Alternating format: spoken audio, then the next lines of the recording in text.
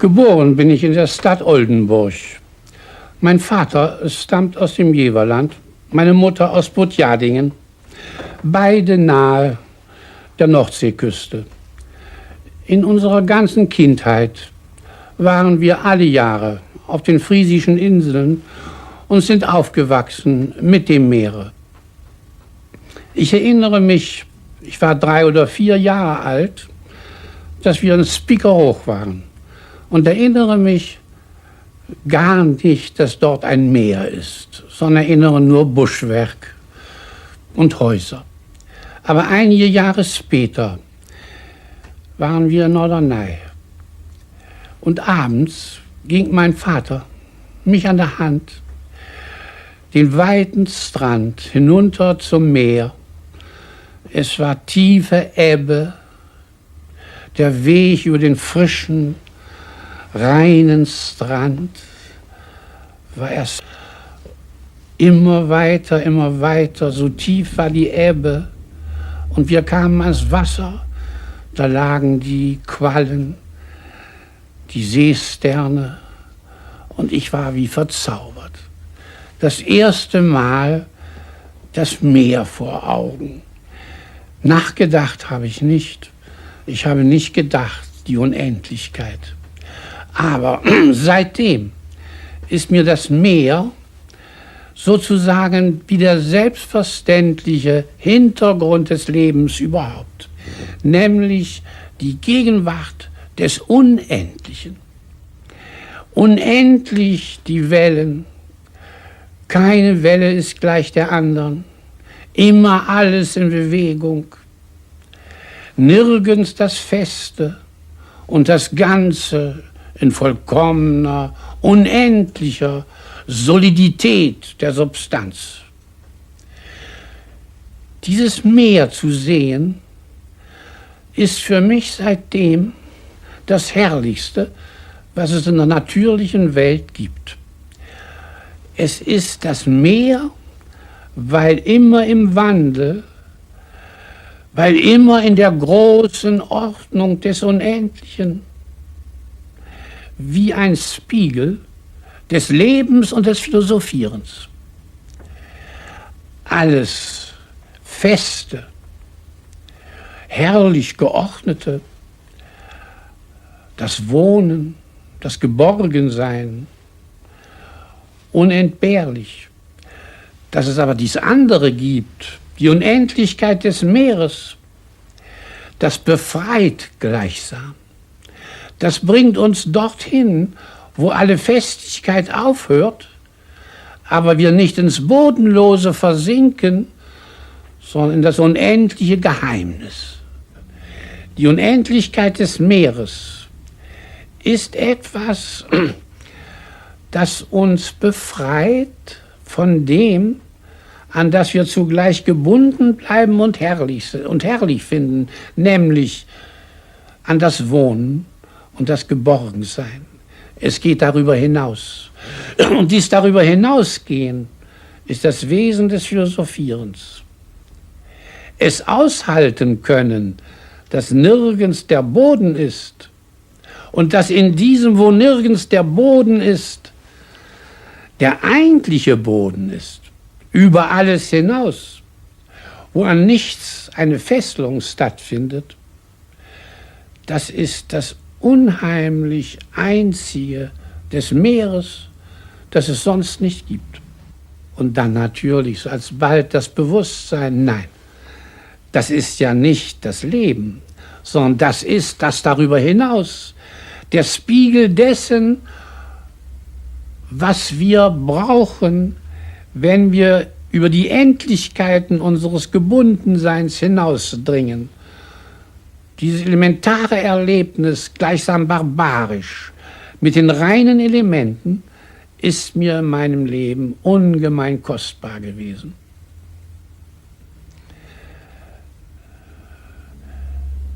Die Unendlichkeit des Meeres steht im Gegensatz oder im Unterschied zu allen anderen Naturerfahrungen. Das nächste etwa ist die Landschaft meiner Heimat, die Marschen, vollkommen flach, Wenn irgendwo eine Erhöhung ist, 1 Meter hoch, nennt man das schon einen Berg. Nichts als Himmel, Horizont und ein Ort, wo ich stehe, den Himmel offen nach allen Seiten.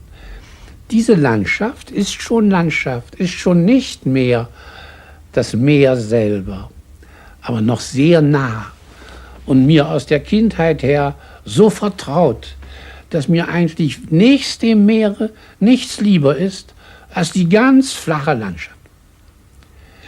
Dann kommen später die Erfahrungen des Mittelgebirges. Das habe ich im Harz schon früh mit 6 Jahren kennengelernt. Romantisch, liebenswürdig, fremd, aber interessant. Und später dann die hohen Berge, die Alpen. Mir unvergesslich, wie ich zum ersten Mal im Engadin war und die ganze Großartigkeit dieser edlen Landschaft, dieser Nietzsche-Landschaft erlebte, hatte ich zugleich ein Gefühl, scheußlich. Diese Berge, sie verstellen mir den Horizont, weg mit den Bergen. Die Berge sind eine Störung in der Welt. Ich übertreibe, aber dieses Gefühl ist mir durchaus geläufig. Die Berge nehmen mir den Horizont weg. So ging es von meiner Kindheit an. Nun aber das andere. Ich war geborgen bei meinen Eltern. Von meinen Eltern kann ich nicht viel sagen. Mein Vater, unbewusst, unbeabsichtigt, ein Vorbild. Ein Vorbild durch sein Verhalten, nämlich ohne Kirche, ohne irgendwelche Bezugnahme auf eine objektive Autorität, galt es als das Böseste, die Unwahrhaftigkeit, Lügen. Und demnächst, und fast ebenso schlimm, blinder Gehorsam. Beides darf es nicht geben. Darum war mein Vater unendlich geduldig, mir, wenn er etwas forderte, es zu begründen. Wenn ich widersprach, kam nicht der Befehl, sondern die Begründung, warum das vernünftig sei. Mein Vater lebte ein Leben, ursprünglich Landrat, also Amtshauptmann heißt es bei uns, dann Bankdirektor. Das war so die Pflichterfüllung des Verwaltungsbeamten, der nichts mehr begehrte als Freiheit. Deswegen aus dem Staatsdienst ausgeschieden war, weil er keine Vorgesetzten ertrug. Und dann war das Leben aber faktisch auf der Yacht, das heißt mit der Natur, und im Malen. Er hat viel aquarelliert. Dieses Leben bezeugte sozusagen ständig für die Kinder, dass es auf die Pflichterfüllung allein nicht ankommt. Die ist sehr wichtig, unbedingt notwendig, aber selbstverständlich. Das Leben muss einen Hintergrund haben. Darüber wurde kein Wort je erörtert, aber es wurde getan. Und wir Kinder lebten mit dem Aquarellieren und mit den Erzählungen von der Yacht. Und meine Mutter, im Gegensatz zu meinem sehr ruhigen Vater, ungemein temperamentvoll, unverwüstlich in ihrer Liebe, immer optimistisch für ihre Kinder. Ich, der ich meistens krank war, war im Grunde gar nicht krank, sondern immer war alles großartig. Bei diesen Eltern aufzuwachsen, uns gänzlich unbewusst natürlich, schuf eine Geborgenheit und eine Sicherheit, da war Schutz. Und da war durch mehr als bloßen Schutz, durch die Liebe, eine solche Gewissheit, dass wie später die unangenehmen Dinge kamen, unverlierbar dieser Ausgangspunkt war. Als es allerdings begann, dass ich merkte, und mein Vater es mir sagte, wo die Grenzen seiner Macht sind, wo er mir nicht mehr helfen kann, das war ein großer Einschnitt und ebenso großartig für mich dadurch, weil mein Vater wahrhaftig war und weil ich sah, Ein Mensch kann nicht alles. Ich erzähle. Die Sache begann in der Schule. In der Schule habe ich einige vortreffliche Lehrer gehabt, Amann, Richter, an die ich mit großer Dankbarkeit denke. Aber ich hatte einen Schuldirektor, der mich nicht leiden konnte, begreiflicherweise. Ich muss das erzählen. Eines Tages kam ich in Konflikt mit einem Turnlehrer. Ich hatte ein ärztliches Attest, sollte gewisse Übungen nicht machen, sollte die Jacke nicht ausziehen. Und der Turnlehrer erklärte, das sei Unsinn und verlangte Gehorsam. Und ich war ungehorsam und tat es nicht. Am nächsten Tag begann die Katastrophe. Ich hatte die Disziplin verletzt und der Direktor trieb es so weit, dass er sagte, entweder gehen Sie, ich war in der Sekunda, entweder gehen Sie zu Herrn so und entschuldigen Sie sich, oder Sie werden von der Schule entlassen. Dass ich von der Schule entlassen werde, war für mich ein undenkbarer Gedanke. Denn bei meinen Eltern musste ich bleiben. Wie war das zu machen? Der Direktor war unerbittlich. Und mein Vater sagte mir, du musst es selbst entscheiden. Ich kann dir nur versprechen, ich werde bis zum Ministerium gehen, falls der Direktor dich entlassen will, um es durchzusetzen, dass du bleibst. Aber ich vermute, dass das Ministerium niemals rückgängig machen wird, was ein Direktor anordnet. Du musst also selbst entscheiden, was du riskieren willst. Und dann kam ein Lehrer, mein Klassenlehrer, den ich schon nannte, Richter, und sagte zu mir, hören Sie, Jaspers, ich muss mit Ihnen einmal reden. Natürlich haben Sie recht und der Direktor nicht. Aber denken Sie mal, wenn Sie mit Ihrem Rechte jetzt durchkämen, das wäre eine Erschütterung der Disziplin der ganzen Schule. Wollen Sie, um mit Ihrem Rechte durchzukommen, die Disziplin in der Schule in Gefahr bringen? Vielleicht können Sie darüber nachdenken, ob es sich nicht lohnt, nachzugeben, weil es für Sie doch nicht so wichtig ist wie die Autorität der Schule. Aber ich rate Ihnen nicht, ich wollte es Ihnen nur zum Bedenken geben. Nun, das war für mich eine große Erleichterung, insofern, als ich nun ja auch noch was Vernünftiges tat, wenn ich nachgab. Aber das Nachgeben war mir entsetzlich. Ich musste einen Dreh finden und fand ihn auf folgende Weise. Ich sagte zum Direktor, als er es verlangte, ich werde zu dem Herrn gehen und auf Ihren Befehl mich entschuldigen. Machen Sie, was Sie wollen, entschuldigen Sie sich. Ich gehe zum Lehrer, diesem Turnlehrer, und alles war damals in größter Spannung. Dieser Lehrer selber war unangenehm in seiner Verfassung, hatte Angst. Und ich überlegte mir, ich werde ihm Folgendes sagen. Auf Befehl des Herrn Direktors komme ich zu Ihnen und melde Ihnen, dass ich mich entschuldige. Das ist ein Ausweg. Und ich komme hin zum Turnlehrer, er empfängt mich und ich sage, Herr so und so, auf Befehl des Herrn Direktors komme ich zu Ihnen. Ich danke Ihnen sehr. Bitte nehmen Sie Platz. Ich freue mich. Danke, sage ich, mache tiefe Verbeugung und gehe weg. Komme zum Direktor, erzähle es ihm und sagte, als ich anfing, es ist mir ganz egal, Sie haben sich entschuldigt, das ist erledigt. Das war nur eines.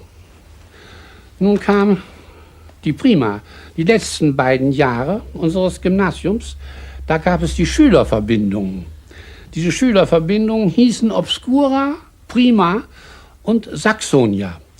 Es waren in der Tat Verbindungen sozialer Abstufung. Die vornehmste war die Obscura, da war die Finanz und die hohen Beamten.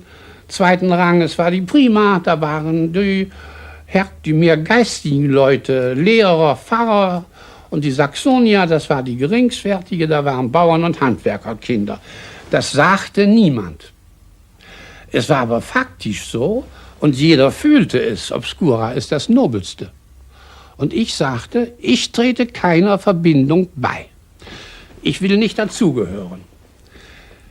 Und dass ich das sagte, war für den Direktor eine Beleidigung, denn er hatte die Verbindung nicht nur erlaubt, er wünschte sie und nun war ich allein. Zu mir kamen noch 2, 3 Leute, aus Gründen, die ich Ihnen jetzt nicht erklären will, das führt zu weit. Und der Effekt war, dass wir nun auf dem Schulplatz jeder für uns standen. Die 3 Verbindungen hatten ihre Orte und wir 4. Gruppe. Und so standen wir da. Eines Tages sagt der Rektor, das geht nicht so, ihr müsst alle auf denselben Platz und verordnete, wo die Obscura steht, da sollt ihr alle stehen. Die Sache wird ein bisschen umständlich.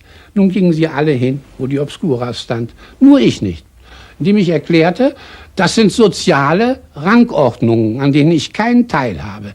Ich bin neutral und parteilos. Darum ist der Ort, wo alle zusammenkommen, mein Ort. Sie müssen zu mir kommen und nicht ich zu Ihnen. Wieder, meine Genossen leider gingen alle hinüber. Ich saß ganz allein auf dem Spielplatz, an einem Orte die 3 Verbindungen. Die bauten mir eine Brücke und schickten mir eine Kommission und sagten, da ich doch mal nun alleine wäre und überstimmt sei, beten Sie mich, dass ich doch nunmehr, um nicht etwas Unmögliches aufrecht zu erhalten, nun auch zu Ihnen herüberkäme, was ich dann auch tat. Aber der Direktor war außer sich und hasste mich. Und er hat mich so gehasst, durch die Jahre hindurch, dass ich, obgleich ich für die Art seines Unterrichts, war ein sehr kluger Mann, noch immer dankbar bin, ich habe was gelernt, kaum einen Menschen so verachtet habe wie den. Es handelte sich um den großen Unterschied von militärischer Disziplin und Schuldisziplin. Von meinem Vater unterrichtet, konnte ich darüber vorzüglich vortragen und dem Direktor klar machen, dass er militärische Disziplin einführe und dass wir uns das nicht gefallen lassen brauchen. Worauf er nur zornig wurde und erklärte, das ist der Geist Ihrer Familie, der Geist der Opposition. Wir müssen ein wachsames Auge auf Sie haben. Ich werde alle Lehrer veranlassen, dass sie das mit mir haben werden. Ich habe allerdings nun den Rektor meinerseits bis aufs Blut gepeinigt, als er zum Schluss nach dem Abitur und ich ein gutes Examen hatte, mir die große Ehre erwies, ich solle bei der Abschiedsfeier, bei dem der Großherzog teilnahm, die Rede halten in lateinischer Sprache, eine große Ehre, erklärte, nein, Herr Direktor, die halte ich nicht. Na nu? Das ist eine Täuschung des Publikums, wir haben so viel Latein gar nicht gelernt, dass wir es sprechen können. Nun, es war also gegenseitig, wie Sie sehen, und diese Gegenseitigkeit hat ihren Gipfel erreicht beim Abschiedsbesuch. Es war damals üblich, nach dem Abitur beim Direktor und den Lehrern Abschiedsbesuche zu machen. Und als ich bei meinem Direktor war, sagte er zu mir, man sollte es fast nicht glauben. Aus Ihnen kann ja nichts werden. Sie sind ja organisch krank. Das war richtig. Ich dachte nur, wunderlich, war gar nicht weiter betroffen, denn ich hatte so viel Mut durch mein inneres Leben, dass ich, wie auch das Leben sein würde, mit Begeisterung in meine Zukunft blickte, trotz Krankheit. Aber immerhin, die Wendung ist mir unvergesslich. Nun, während dieser Zeit haben auch meine Schulkameraden mich im Stich gelassen. Sie hielten es mit dem Rektor. Immer wenn Differenzen war ich der peinliche Mann, der außerhalb stand. Und in dieser Situation, es waren 2 Jahre, die letzten beiden Schuljahre, hat mein Vater mir dann geholfen, indem er sagte, nun bleibt nichts übrig. Nun musst du sehen, wie du dir alleine hilfst. Und er machte mich zum Mitpächter mit 3 anderen Juristen und ihm einer großen Yacht südlich Oldenburgs, etwa 5 Kilometer im Quadrat, eine herrliche Yacht. Und ich als Mitpächter hatte nun dort alle Rechte, konnte jeden Stück Bodens betreten, jeden Garten, konnte mit der Landschaft also 2 Jahre hindurch leben, so innig mit ihr vertraut werden, mit den Bauern vertraut werden, dass es mir eine ungeheure Hilfe war, dieses Leben. Aber so herrlich die Yacht war, damals gab es noch das Moor, das heute kultiviert ist, ins Unendliche am Rande des kultivierten Landes, dieses Moor wie ein Meer, immer weiter, man sieht nichts anderes. Heute ist das nicht mehr. Dann gab es die Huntelandschaft dort, ein Stromgebiet, ungemein mannigfaltig, schöne Wälder, Buchenwälder, Tannenwälder, unvergesslich für mich. Aber die Jagd, ich war schon krank, ohne es zu wissen. Und das Gewehr festzuhalten beim Zielen war eigentlich über meine Kräfte, es wackelte immer. Und eines Tages fand ich mich in einem Walde ganz allein und weinte und dachte, ich kann nicht, wusste aber nicht eigentlich wie und warum. Mit anderen Worten, damals begann mein Bewusstsein, körperlich nicht gewachsen zu sein. Meine Krankheit. Diese Krankheit wurde nun, als ich 18 Jahre alt war, unser Hausarzt die Sache nie ernst nahm, es immer für Influenza, so nannte man damals die Grippe, erklärte, während diese Fieberanfälle von meinen Bronchien kamen, hat Dr. Frenkel in Badenweiler, den ich besuchte als Freund unserer Eltern, festgestellt, dass ich Bronchiektasen hätte und mir klar auseinandergesetzt Folgendes. Sie sind nicht tuberkulös, Sie sind nicht ansteckend, brauchen keine Sorge haben, aber Sie haben Bronchiektasen, die sind unheilbar, mit denen müssen Sie leben, mit denen können Sie auch leben, wenn wir es richtig einrichten. Und Sie werden ein ausgezeichnetes Leben vor sich haben, wenn Sie wollen. Und drittens, es kommt auf eines an, nämlich die Therapie. So wie Sie dafür sorgen, dass Ihre Bronchien stets leer sind von Sekret. Sie müssen ständig expektorieren, hören die Fieberanfälle auf und Ihre Krankheit schreitet nicht fort. Sie haben sie, aber sie bleibt, wie sie ist. Nun, alles hat sich bestätigt, so wie er es gesagt hat. Und er, mein Arzt, bis zum Jahre 38, Freund und Arzt, übrigens ein in der ärztlichen Welt berühmter Mann, der die Strophanthin-Therapie entdeckt hat, der nahm sich meiner an wie ein Arzt, der auf seinen Patienten stolz ist. Und half mir nicht bloß, solche Ärzte kommen zuweilen vor, nicht bloß körperlich, sondern wollte nun, aus mir muss was werden. Ich erzähle 2 Beispiele. Als ich am Ende meiner Studienjahre war, stellte eine Beziehung her zwischen mir und dem Oberarzt der psychiatrischen Klinik Willmanns und veranlasste, dass ein damals zum ersten Mal von Recklinghausen konstruierter Blutdruckapparat, den er, Frenkel, schon hatte, er war noch nicht im Handel, von mir benutzt würde, um eine Untersuchung zu machen über Blutdruck bei Geisteskranken mit Hilfe von Willmanns. So setzte er mich in die Klinik hinein, mein Arzt, damit ich sozusagen an der Forschung teilnehme. Ich war hingerissen, großartig. Und ein anderes Beispiel. Ich bekam im Jahr 21 einen Ruf nach Greifswald. Der war unmöglich, das Klima für mich ausgeschlossen. Als abends ich ihm es mitgeteilt hatte, kam Frenkel am nächsten Morgen um 8 Uhr schon. Wir lagen noch beide im Bett, meine Frau und ich, und erklärte, hören Sie mal, Jaspers, so offenbar klar, nicht wahr? Das Klima in Greifswald ist für Sie ausgezeichnet. Na, nun ging das weiter. In der Fakultätssitzung, einem Dekan, vortrefflichen Ban Bartholomä, wurde die Sache besprochen und gesagt, Jaspers geht doch nicht nach Greifswald, für seine Krankheit ganz unmöglich, der bleibt hier, da brauchen wir nichts zu tun. Und Frenkel sagt zu mir, Sie müssen natürlich Ordinarius werden. Das ist selbstverständlich, das muss man klug machen. Und dann auf der Straße ging er mit Herrn Bartholomä, dem Dekan, einem trefflichen Manne, so gemütlich wie das damals war, Arm in Arm, und beiläufig wurde dann auch von mir gesprochen. Und Frenkel sagt, ich könne gut nach Greifswald gehen, das Klima schade mir nicht. Worauf Bartholomä in der Fakultätssitzung erklärt, ich habe von seinem Arzte gehört, er kann nach Greifswald gehen. Worauf die Fakultät sich entschloss, mir einen Ruf zu erteilen.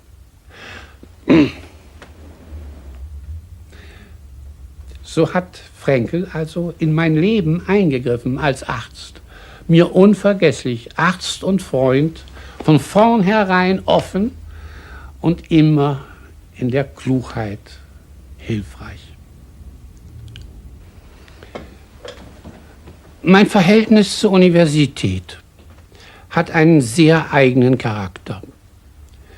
Als ich mit 18 Jahren zur Universität kam, hatte ich das Bewusstsein, gleichsam heilige Räume zu betreten. Nichts schien mir großartiger als Universität. Alle Wahrheit lässt sich dort finden. Ich hatte das Glück, hervorragende Professoren zu sehen und zu hören und gleichzeitig das Glück, noch völlig unreflektiert, ganz gewiss zu meinen, die Universität, das ist eine große, abendländische, übernationale Sache, wie die Kirchen. Da gehöre ich einer Gemeinschaft an, die mich nicht bindet an Staat und dergleichen, sondern da gehöre ich der Gemeinschaft an, die nichts will als bedingungslos und uneingeschränkt Wahrheit. Ich kam zunächst nach Heidelberg im Herbst 1901.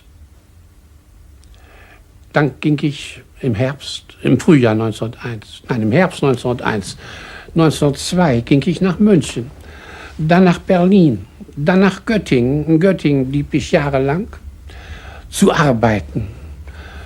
Göttingen ist die eigentümliche Luft, in der man nüchtern einfach tätig ist und lernen soll und will, während in München etwa meine Beschäftigung mit der Schwabinger Welt durchaus umfangreicher war als die mit der Universität. Aber nur ein Semester. Als ich in Göttingen studierte und mir nun überlegte, ich war inzwischen Mediziner geworden, anfänglich war ich Jurist, mir überlegte, was werden soll, da erinnerte ich mich an Heidelberg und hatte das Bewusstsein, nun kenne ich die deutschen Universitäten. Die einzige, die einen Adel hat, ist Heidelberg. Das habe ich ein Semester erlebt. Da geht es merkwürdig zu. In Heidelberg nämlich kommen alle Völker zusammen. Das ist eine europäische Luft. Da gibt es Leute, die wie Max Weber zwar nicht lesen, aber gleichsam anwesend sind. Und andere von so hohem Niveau, von so etwas, von einer Dimension der Geistigkeit, die über die bloße Wissenschaft auch noch hinausgeht. Dort gibt es die merkwürdigen Leute aus aller Welt, die da zusammenkommen. Das war die Zeit vor 1914. Da gibt es die vielen Russen, Revolutionäre, die dort eine Gruppe bildeten, eine eigene Bibliothek hatten, eine große Rolle spielten wegen ihres überlegenen Geistes. Da gab es Amerikaner, da gab es aus aller Welt die Leute. Man fühlte sich in Deutschland weit über Deutschland hinaus.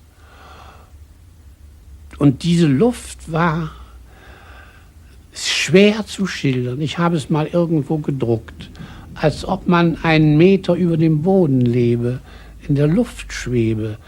Mit der Bevölkerung hat das kaum einen Zusammenhang. Es ist etwas in der Landschaft, was dem entspricht. Das Hölderlinsche Heidelberg-Gedicht spricht etwas davon aus. Es ist etwas, als ob es sich hier um die Menschheit handle und als ob hier quer durch die Fakultäten hindurch die Professoren sich treffen, trotz aller Spezialisierungen auf ein Ganzes gerichtet, mit merkwürdig ausgeweiteten Interessen, mit einer merkwürdigen Beteiligung einer ganzen Anzahl von Frauen, Die Gattinnen der Professoren natürlich nur ein kleiner Teil, spielten in dieser geistigen Welt eine wesentliche Rolle. Nun in Göttingen dachte ich, die noble Universität, das ist Heidelberg. Ich gehe nach Heidelberg zurück. 1906 war es. Und bin seitdem in Heidelberg geblieben, erst als Student, bis ich Professor wurde und bis 1948, als ich nach Basel übersiedelte.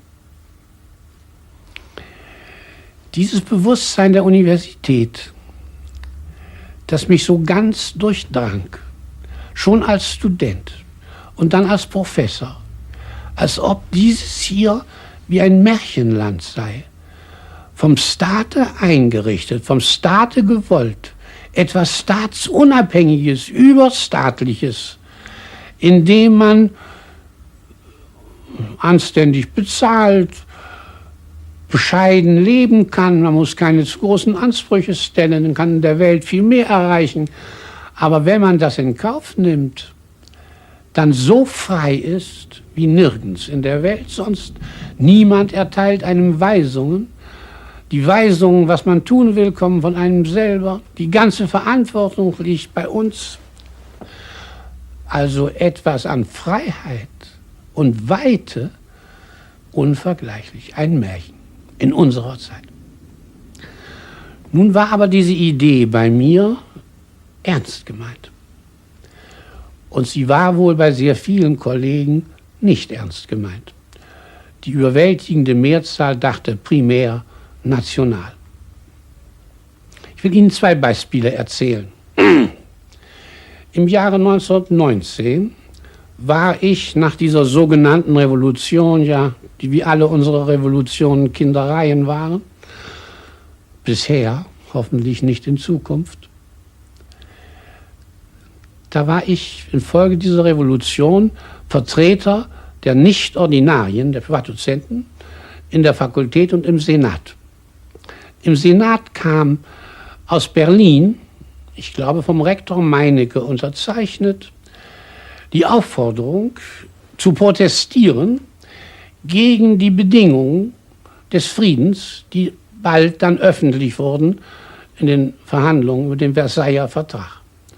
Und ich erklärte in der Senatssitzung als Privatdozent, mir scheine, wir haben hier gar keine Stellung zu nehmen, denn wir sind eine überstaatliche Korporation, die sich um staatliche Dinge nicht zu kümmern hat.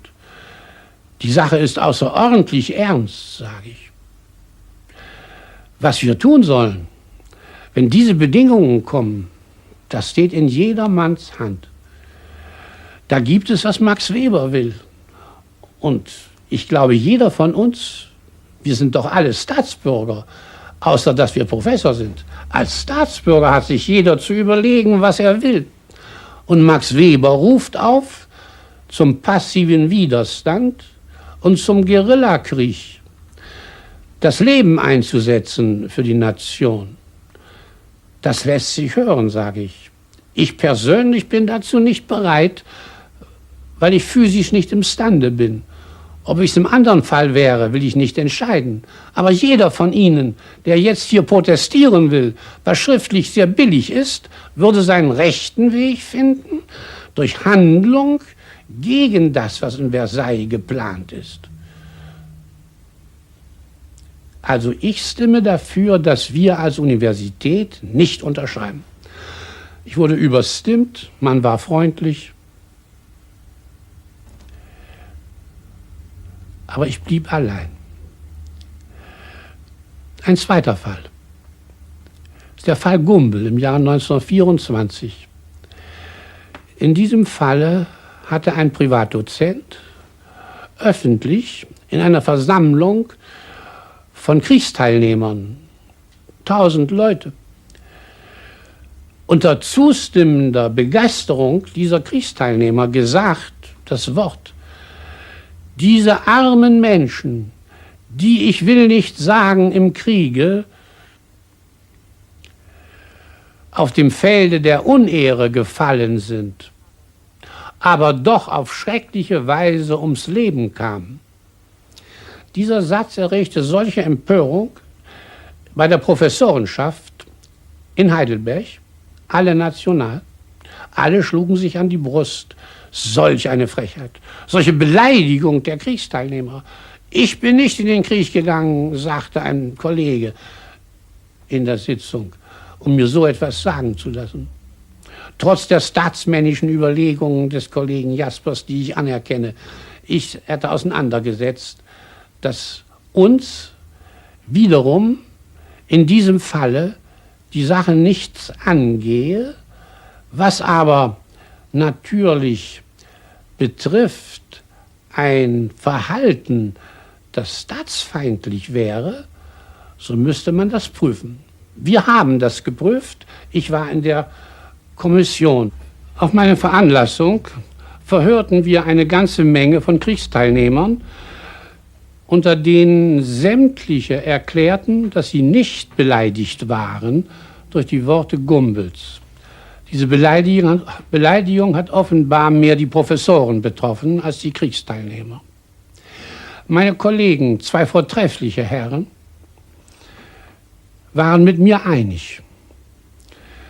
Wir kamen zu dem Ergebnis, die Details, die sehr zahlreich waren, zu erörtern, führt viel zu weit, dass kein Anlass besteht, Herrn Gumbel die Venia Legendi zu entziehen. Er hat keine Verfehlung gegen den Geist der Universität vollzogen und hat das Recht zu seiner Meinung. Dieses Gutachten, von uns gemeinsam verfasst, wurde an die Fakultät weitergegeben, wie es aber so zu sein pflegt, natürlich sofort vorher schon bei den Kollegen bekannt.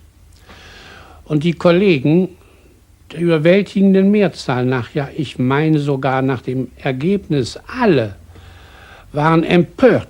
Meine, ich muss wiederholen, sehr verehrten Kollegen, sachlichen Kollegen, fürchten sich der Stimmung, wie es in Deutschland leider so oft ist.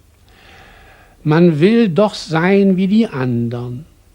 Man will doch in der Korporation gemeinschaftlich bleiben. Und das Gewicht dessen, was die Kollegen in einer Mehrzahl sagen, wird so groß, dass es zum Anstand gehört, sich dem zu fügen. So taten es auch meine beiden Kollegen und telefonierten am nächsten Tage mich an und fragten, ob ich einverstanden sei, dass sie ihre Unterschrift von diesem Gutachten zurückziehen. Es war schon unterschrieben.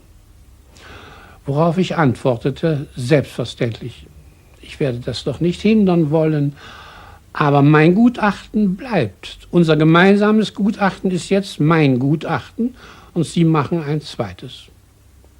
So geschah es. Und in der Fakultätssitzung wurde geredet, stundenlang, mit dem Ergebnis, dass die gesamte Fakultät gegen mich stimmte und ich als Einziger für mein Gutachten.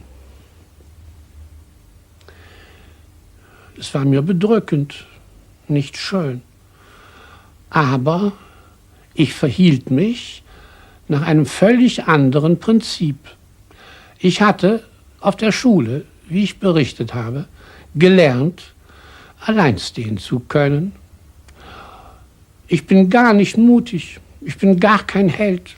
Ich habe niemals mein Leben riskiert. Ich würde mich sehr hüten, es zu riskieren. Aber in einem Punkte habe ich auf der Schule gelernt. Prestige, Ansehen, das imponiert mir nicht. Sondern da verhalte ich mich unkonventionell und rede und handle nach dem, was mir evident einleuchtet. Was den Fall Gumbel betrifft, haben so viele Menschen mir später gesagt, ich hätte ja recht gehabt. Nun, da war es vorbei. Ich habe Ihnen das als ein Beispiel, als ein zweites Beispiel erzählt, dafür, dass ich die Universitätsidee über alles andere stelle. Denn es handelte sich im Falle Gumbel um die Freiheit der Meinung und des Wortes. Wenn wir dazu kommen, dass wir einen Professor wegen seiner Meinung oder der Form seiner Äußerungen disziplinarisch verfolgen, können, dann sind wir alle verloren. Dann kommt am nächsten Tage schon etwa die Anklage wegen Gotteslästerung, weil irgendeine Kirche sich beleidigt fühlt oder anderswoher. Die Freiheit der Universität, sagte ich damals und habe eingehend gesprochen, was das sei, bedingungslos. Nur wenn ein Professor sich gegen das Strafgesetzbuch vergeht und gerichtlich verurteilt ist, dann wird er auch disziplinarisch entfernt. Wenn aber das Strafgesetzbuch nicht berührt ist, ist der Professor frei zu jeder Meinung. Nun, ich habe es damals vertreten, ein zweites Mal. Sie sehen, was diese Universitätsidee mir bedeutet. Das war nicht der Eigensinn einer Meinung. Es war nicht etwa der Machtwille, durchzusetzen, dass Gumbel bleibt. Was Gumbel passiert, das ist sein Schicksal. Als daher der Dekan anständigerweise, nachdem ich überstimmt war, mich fragte, ob ich an die Regierung in Karlsruhe nicht ein Separatvotum machen wollte gegen die Fakultät, antwortete ich nein.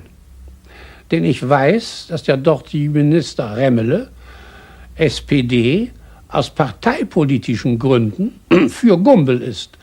Aus Gründen, die geradezu unserem Freiheitsgedanken ins Gesicht schlagen. Denn die SPD hat sich in jedem Falle uns gegenüber erwiesen als Partei und nicht als geistige Universitätsverwaltung der Freiheit. Darum will ich nicht durch einen Akt einer solchen Regierung mich mit dieser Regierung gemein machen. Darum verzichte ich auf mein Separatvotum. Manchmal dachte ich, ich sitze hier nun als Vertreter der Universität unter Universitätsleuten. Ich vertrete dieselbe Idee wie die anderen. Aber wie ist es denn eigentlich? Vertrete ich sie oder vertreten die anderen sie? Nach meinem Horizont verraten die anderen die Freiheit. Ich bin für die Freiheit der Universität, der Idee. Ich bin sozusagen ein Kuckucksei in der Gesellschaft, nämlich als Vertreter der Sache selbst, der übernationalen Idee, gegen die Konventionen eines Standes, einer Gesellschaft, die ich als solche nicht respektiere, aber eine fatale Situation und in der Formulierung wahrscheinlich auch nicht aufrechtzuerhalten. Nun würde ich zu einer weiteren Sache kommen. Es ist merkwürdig mit meiner Laufbahn, wie ich zum Professor geworden bin. Das ist so völlig abnorm, dass man sagen muss, zu meinen Gunsten ein freundlicher Engel war im Spiel. Oder umgekehrt, ein großartig betrügender Engel hat die Herren Kollegen hereingelegt, dass sie mich haben hochkommen lassen.